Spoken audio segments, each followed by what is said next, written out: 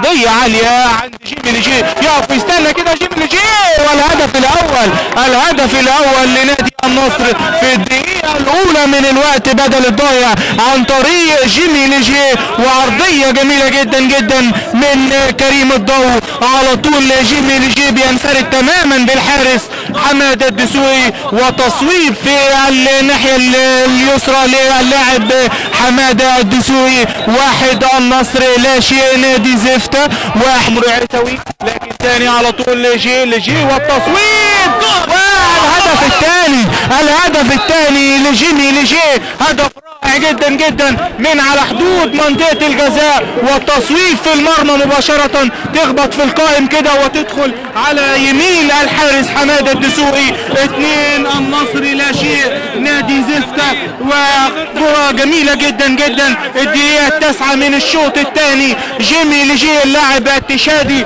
هداف النصر بلا منازع برصيد 5 أهداف. هذا اللاعب اللي امامنا جيمي لجي تفوق على محمد حسن ميدو صاحب ال4 أهداف. 2 النصر لا شيء نادي زفتة.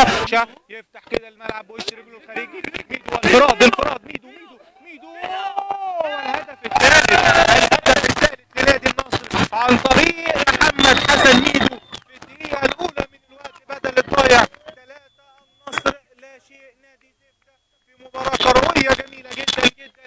يحرز الهدف محمد حسن ميدو رقم 9.